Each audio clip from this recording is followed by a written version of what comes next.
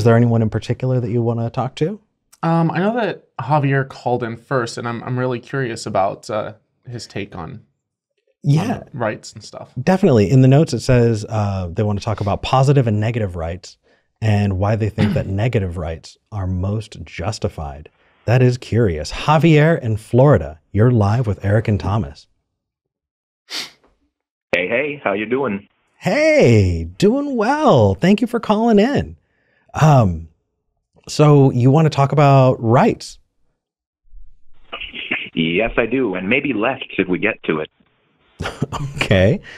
So why I just so people are clear, Javier is theist, so has a different viewpoint than us, and I would love to kind of hear how you consider rights and why is it important? Why are some justified and others less justified? Yeah, sure. So sort of in the vein of last Sunday's call, just I guess to bring people who may not have heard it up to speed, my position on rights in general is that as a matter of just practical necessity and reality, you only really have them if they are defended either by yourself or by someone else or some sort of governing body or document. Of course, I don't mean to imply, and I did notice in the comments for my call last week, there was a bit of confusion. I don't mean to imply that when I say rights, that I'm referring only to those enshrined in government. For example, I think your right to self-defense is ultimately something that's up to you and you have to defend.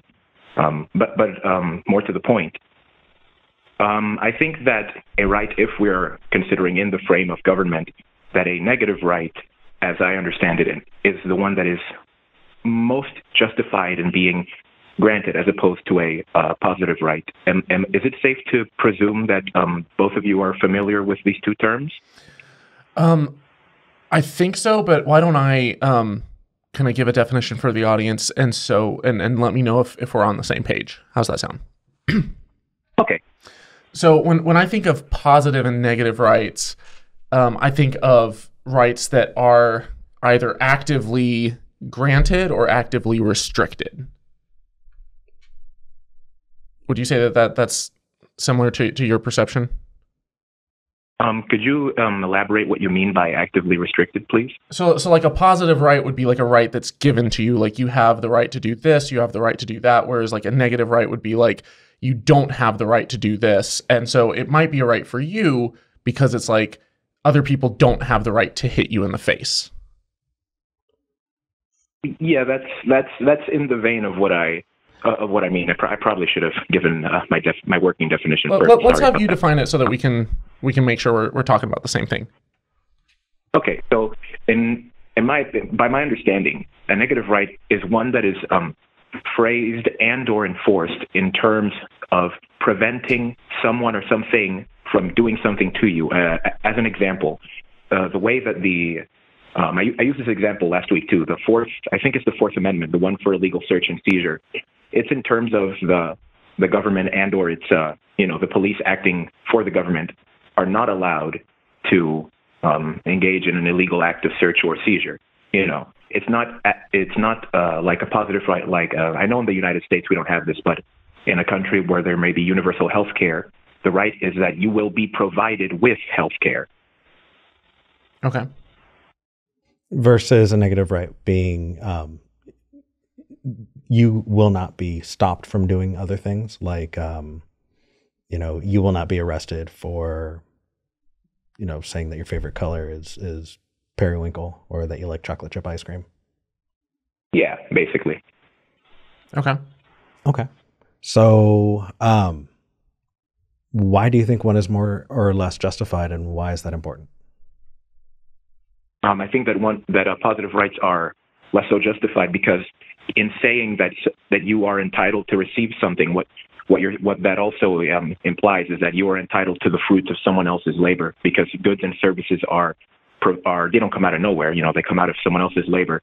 And although my position is that you should willingly help people out to try to put forth the idea that someone is actively entitled to the fruits of someone else's labor, I think is not morally justified. Well, Yes, and I think that if you put it that way, you're eliminating the social contract that we take part in. I think that we are all willingly and some of us unwillingly a part of a social contract. And that social contract we've built out, right? We have a government, we have a system, and because you are actively a part of that system, you reap the benefits of it. So every time you drive on a road, technically you are benefiting from the fruits of someone else's labor. But there's also a bottom floor to it. What does it mean to be free? If you are in absolute poverty, if you are destitute, are you free? Right? I think that when a society gets together, when we do create a social contract, you give, but you also get. And I think that so long as you are giving and are a contributing member of society, that society should strive to give you the opportunity to pursue those things that we think of when we talk about freedom. What do you think? Could you elaborate on what you mean by contributing member of society? Sure. Do you have the choice about whether or not you pay sales tax? No. What about? I could try to short the cashier, but they're not going to give it to it. Right. It's just the number, right? What about following the laws? I think that when you're acting in the set structure of the society that you're in, you're giving things up, right? You can't yell fire in a crowded theater. Why? Because you'll cause panic. You're acting in the structure of a society that, you're losing that. But what are you gaining in return? Right? You live in a society where there are public roads, where there is enforcement of laws, where there are fire departments, where there's, public education, those kinds of things. That's what you get in return. So when you put it the first way that you did, it sounds like, if we lived in a society where there was no governance, no social contract that was being upheld, I think things would be different. It wouldn't be gone entirely, but it would be different. But I think in the context of the world that we live in, I don't know. It feels like it almost becomes disingenuous. You have to put that context in, otherwise it starts to get funky. My example of driving on a road being benefiting from the fruits of someone else's labor as an example. Well, I think that in the context that we have, in the context of where we already have infrastructure and are participating in that infrastructure, like you said, it's not like we really have a choice in that scenario. And and I am a proponent of dealing with reality on its own terms, in terms of what is. Mm-hmm. But my position is not so much in terms of what is, but what I think is morally justified and morally not justified. Fair. I think it's kind of case by case. It's very hard for me to imagine positive rights the way you defined them. I don't really use the word entitlements, but I could see why you would. I can definitely imagine scenarios that would justify it. Because of that, I think that I would feel hesitant to make a broad strokes, claim about it. If that do you get what I mean? Could you come up with examples where those are justified? Where the positive rights are justified? Mm-hmm. I would say that, a positive right would be justified if it's something that you have actively contributed toward. Like you said, if you're a contributing member of society and you've entered into a willing agreement, I would say that there it's justified. Okay. But in that context, I kind of when I'm using the word entitlement, it's sort of I don't want to I know the word has some baggage. I didn't mean to imply entitlement, like a spoiled child thinking that they're they just deserve things for no reason. I don't mean to do it like that. Sure. But I think that the entitlement should come with some giving. For example, I think that you are entitled to receive the payment as part of a contract with your employer, because you made an agreement, you do the work, and thus you are entitled to that. Okay. So, what about public education? Public education. Yeah. Whether people should be entitled to public education? Yeah. Are children willingly entering into a societal contract, and are they reaping benefits? They are reaping benefits. So why should we educate other people's children? Is there a moral justification there? I would say that it's the parents that are entering them into that instead of the children themselves, because of, their status as legal minors.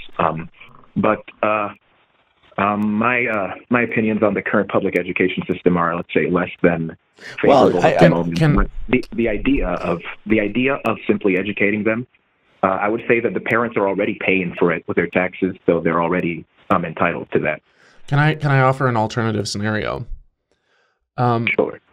What about someone with a severe disability who is unable to take care of themselves? They're unable to go to work. They're, stuck in a wheelchair and, have no ability to move whatsoever. They don't have any other family members who are there, who are alive, who are able to take care of them. Do they have a right to live? Do they have a right to be cared for? By the state.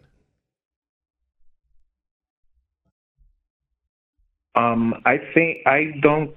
My position is not that rights are something that actively exists on its own. So I would say, just do they have that right in and of itself? No, but I think that they should be assisted by others. They should be helped so that they can have the best quality of life that they can. Yeah, and I think I would.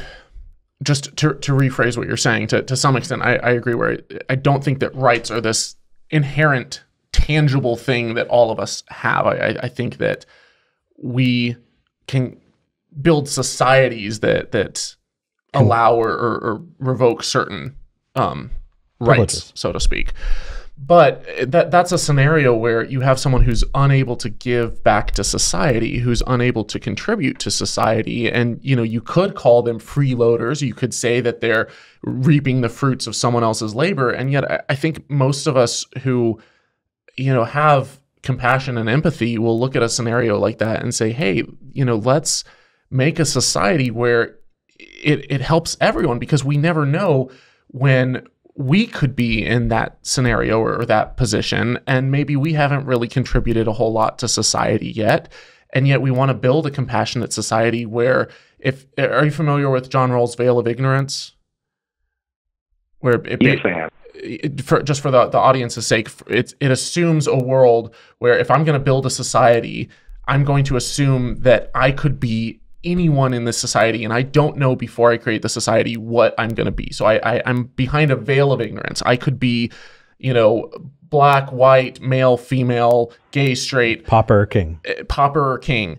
And what kind of world would I want to create where, just rolling the dice, I could end anywhere, it's going to be the best possible world? And when you undertake this thought experiment and you realize, hey, the world that we currently live in, it doesn't favor people who are unlucky enough to get a particular draw. So let's make the world better so that they have a shot too. And so if I don't know, maybe I'm going to get hit by a car tomorrow and, end up completely paralyzed, I want to make a society that looks out for people in that type of situation. And I don't think that that's immoral and that's, just reaping the fruits of someone else's labor. I think that we all pay into society because we all want to create a society that has that kind of compassion, because we know that could be us.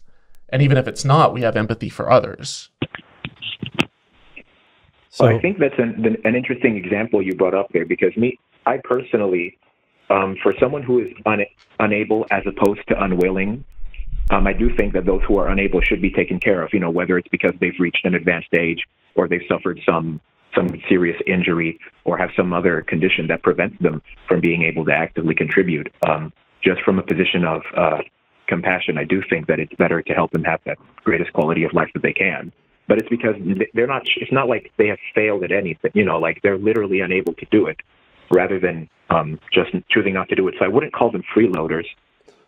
Well, it's interesting. I wish that we had more time to talk about it. But I do want to give just a little bit more time to this. Javier, I kind of want to ask, like, we're talking about a moral justification for a positive right now, correct? Right? Like taking care of the elderly, taking care of the infirm. I entirely lost what I was going to say. Can I add something while you think about that? No, you please do, because this is what happens when you do a live show. It's very difficult when you start doing this. Like to a large extent, Javier, I think I relate to your concern. I very much relate to your concern, where we don't want a society where everyone is just freeloading, where everyone is just taking from others and not contributing. That's not sustainable from a business standpoint, from an economic standpoint. It's not sustainable. I get it. At the same time, who determines who is freeloading and who deserves and who doesn't deserve rights? Like it becomes a lot trickier the more you dive in and look at nuances. And a great example of this is if you have mental health issues where you struggle with depression or you struggle with anxiety, and it's something that's not easily visible to people from the outside, and yet you can be crippled. You can have crippling anxiety or depression to the point where it's just you're not able to get out of bed in the morning because you have a chemical imbalance in your brain that you have no control over. That's a genetic thing, and there could be nurture aspects and nature aspects, but sometimes you just need that bump. And you might be considered freeloading, getting medical help, but then that medical help is enough to bump you up to a point where now you're healthy and you're able to contribute and you're able to work and you're able to give back. But you weren't before when you got that help. And so it's like it's this trade-off that we make, where when we help people with things like healthcare and when we help them get to that point where they're actually in a place where they can function, then I think most people, at least from my experience, most people want to be able to be creative and contribute and be a part of society and actually have something that they can take pride in. Not everyone, but I think most people, when they're healthy, that's what society gravitates towards and encourages. And I remembered, and you got me there. Thank you. So part of what sounds like it was implied here is this idea that, you know, we should make sure that we encourage and reward success, and we punish failure. Should failure, right, in this case, a capitalistic failure, right, if you are not able to, keep a job, should that punishment be the inability to get medication or the inability to be safe, right? Maybe, being unhoused or, things like that. Like, I do think that at a certain point, it's not about, freeloading. I think at a certain point, there are basic human rights that we should be affording everyone, right? And I do think that safety and security should never be something that you lose because you didn't succeed in the business world, because we've talked about all of these different examples of, people who are unable to work, people who are, age, really, really old and retired or whatever the case is. I think that we should have, and this is just my take, but I think that we should have a bottom floor, a floor level. And that floor level should make sure that no one is unsafe. That should not be a punishment for, failure. Or the inability to do that. I think that, I wish that we'd lived in a country. You're in Florida, you're in the same country as me. I wish we lived in a country that had a universal health care. Not because I think that, not because I think that, I think we should have universal health care because I think that that should be part of what is just part of basic decency, people's well-being shouldn't be part of that math. Don't you think? Like what are other things that people can have, right, as a benefit of success, right? You succeed in the business world, you or whatever the case is, right? You can have all of these nice things, but if you don't make someone's safety well-being or ability to live, you know, for an extended time, right? Don't put that in the equation. Well, and if you look at most entrepreneurial endeavors, and first of all, I don't think that someone's inherent self-worth, you know, that their worth is simply determined by how productive they are. And I think that just looking at someone as, oh, they were super productive, they were, you know, they made billions of dollars and made this huge company, so this person's life has worth, but the person who did less, you know, is worth less. Like I'm not sure that I want to go there, but let's say that you do tie someone's worth to productivity, and you have 10 entrepreneurs and they all come up with 10 great, creative, brilliant ideas, and maybe they even create some gadget that works. And yet 9 of them, you know, statistically speaking, 9 out of 10 entrepreneurs are going to fail. And so 9 of them completely flop and, you know, file for, you know, bankruptcy, and 1 of them becomes a billionaire. From an economic standpoint, you know, that's just the way that it works. You have some that succeed and some that don't, and some just didn't time the market right, and some got unlucky, and some knew a lot about inventing but not a lot about business management. And, you know, there's different reasons why stuff succeeds and fails. But for those 9 who didn't succeed, are we just going to say, well, those 9 now, they should just starve to death, or they shouldn't be able to have, you know, dental care, and their teeth should rot and, you know, get infected? And we don't treat society like that in other ways. We don't say, hey, your house is on fire, we're not going to put out the fire because, you know, you haven't paid your taxes in the last 2 years because you're bankrupt. No, we help them because we understand that if we don't put out that fire, it'll spread to the other houses. And it's the same type of concept in society, where, like, if we don't take care of society, if we don't say, hey, you know, if we don't help these people who are impoverished and, you know, need a kidney transplant or need insulin or something, if we don't help them, then society starts to crumble. You start having people, they go deeper and deeper into debt. The debt carries over, you know, the entire communities are held down that way. You have massive medical debt that, you know, Sure. it's just, and then that leads to increased crime rates because they're desperate. And then you have this, you know, pipeline straight to prison, where, you know, our prison systems hold more people in America than anywhere else. There's so many factors to it that affect it. And I think if we just treat people with compassion and have, like you say, kind of a bottom floor, that it's like, when you fall and you crash, like, there's enough of a safety net to help you get back up on your feet and take care of your basic needs, you know, your health and your life and stuff. Yeah. It's ridiculous to me that, and I know I'm covering a million different things, but well, let me wrap it back around together, because really what it sounds like we came away with was to talk about whether or not capitalism equals morality. You know, the idea of benefiting off of somebody else's labor. I don't think that those are tied together. I think that there are instances where you could feasibly do it, but I think viewing it that way is dystopian.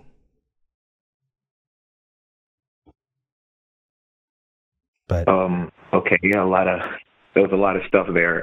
There was. You should have the opportunity to respond, and then we'll probably move on to the next caller.